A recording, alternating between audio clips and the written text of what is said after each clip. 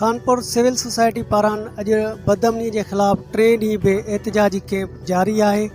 अॻवान कानपुर न्यूज़ से ॻाल्हाए रहिया आहिनि। अचो त उन्हनि जो ॿुधूं छा चवणु आहे इन हुजे मज़दूर तबको हुजे, हारी तबको हुजे, दुकानदार हुजनि, केर भी हुजे, हर बिरादरी जो माण्हू ऐं खानपुर जा तमाम शहरी इन एहतजाजी कैंप ते पहुची पंहिंजो एहतजाज रिकॉर्ड कराइनि था। ऐं इन्हनि जो सभिनी जो हिकु ई मक़सदु आहे त खानपुर में अमन बहाल कयो वञे। एतिरो ख़ामोश ऐं तमाशाई छो बणियल आहे जो आवाम जे लाइ बिल्कुल भी को भी ज़रे बराबर भी एहसास ना है।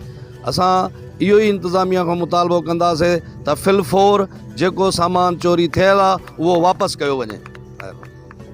रहीम जीअं त तव्हांखे ख़बर आहे अॼु असांखे 3 ॾींहं असां हिते वेठा आहियूं हिन अमन अमाल जी सूरत हाल के वठी। ऐं किरदार जी ॻाल्हि त मां तव्हांखे चवां सुभाणे अलाह कल्ह आई जी साहब आयो, आई जी साहब को तव्हांजे हिकिड़े साफ़ी दोस्त सवाल पुछा कयो त हो त ईअं ॿुधायो वियो ॼण हे को हरमैन जो इलाइक़ो आहे, हाणे कानवाई ख़तमु थी वई आहे, अमन अमान जी सूरत हाल आहे। हाणे हुनखे इहा बि पंहिंजे SP को बि अवर न वरितो जे हाणे मोटरसाइकिलनि जी कानवाई हले थी।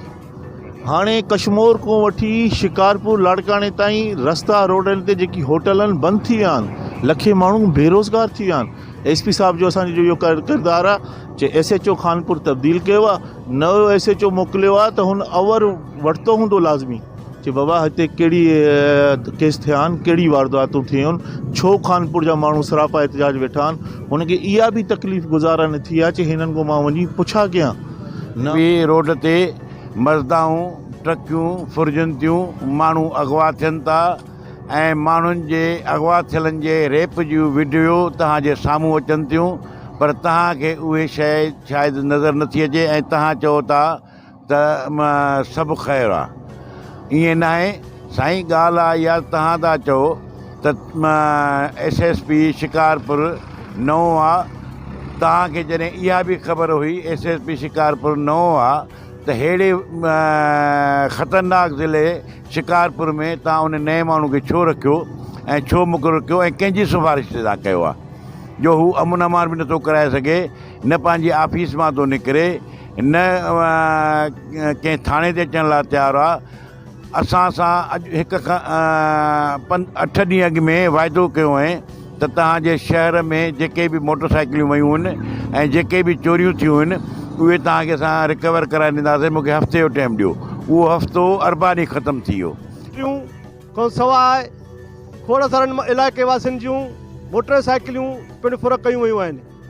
असीं सिंध सरकार खां ऐं वसवारनि खां मुख़्तलिफ़ मौक़नि ते इहा डिमांड कंदा रहिया आहियूं त हिते को सुठो ऑफिसर मुक़ररु करे फुर थियल सामान वापसि करायो वञे। जेकॾहिं इहा सूरत हाल रही त यकीनन सच पुछो त माण्हू ॾाढो बग़ावत में अची विया आहिनि। तव्हांखे नौशहरो कंडियारे जो वाक़ियो हालति ॾिठो, तव्हां पाण माण्हू आपे खां निकिरी विया जो पुलिस सां हथे पइजी विया ऐं पुलिस खे हिकिड़ी अहिड़ो यादगार इहे खणी चऊं त कुटको मिलियो आहे जो मां सम्झां थो त उन्हनि जा हौश खुलणु घुरिजनि जो सुभाणे ईअं न थिए जो हीअ माण्हू जिन जो आवाज़ तव्हां जिन जो तदारुक नथा कयो उहो कानून हथ में खणण लाइ मजबूर थी वञनि। खुदारा वरी बि गुज़ारिश कंदुमि हिकु भेरो वस वारनि खे त असांजो तदारुक कयो, फुर थियल सामान वापसि कराए माण्हुनि मां बेचैनी ख़तमु कई वञे। हाँ, मरणो हर कंहिं माण्हूअ खे, पर ईअं न मरंदासीं साथी को ॿारणो ॿारे वेंदासूं का आग लॻाए वेंदासूं। कूड़ा आयो कूड़ा आयो कूड़ा आयो, पर हाणे जॾहिं कूड़ा साबित थिया आहियो त इंशाअल्लाह ताला असां बि तव्हांखे साबित थी ॾेखारींदासीं त तव्हां असां सां कूड़ा हणी ॾटा ॾेई सां उहो कीअं वोट वठी था वञो। जॾहिं दरनि ते ईंदव त तव्हां ते इंशाअल्लाह ताला अवाम जी यलगार थी। उहा यलगार जा मुख़्तलिफ़ क़िस्म आहिनि।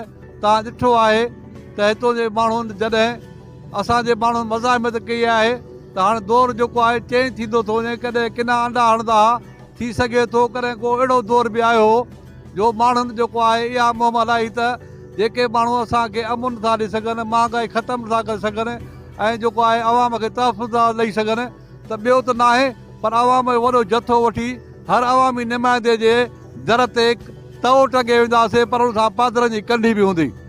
खानपुर सिविल सोसाइटी तरफ़ां अमन जी बहाली जे लाइ अॼु असांजी कैंप खे 4थों ॾींहुं आहे।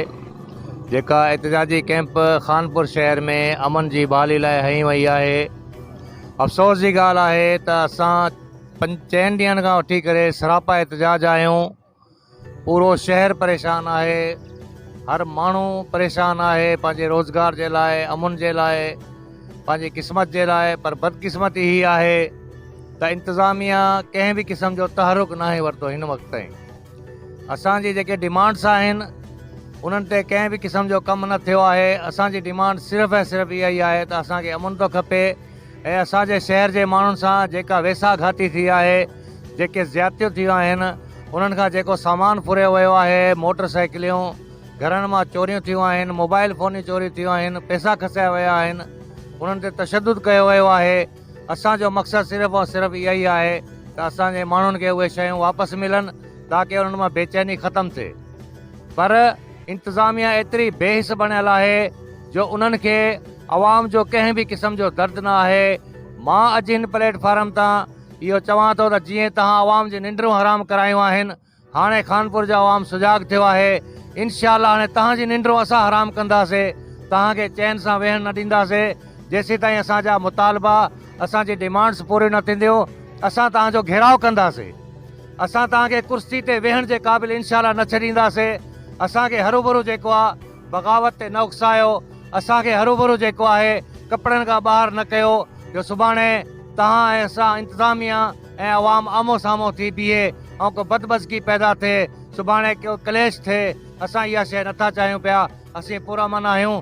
पर इहा इंतिज़ामिया असांखे जेको आहे अमुन छॾाए करे जेको आहे मजबूर थी करे त असां तव्हांजे साम्हूं मुहाॾो अटकाए बीहूं ऐं मुज़ाहिमत करे पंहिंजा हक़ छिनी करे वठूं। कंदुसि त जल्द अज़ जल्द असांजे माण्हुनि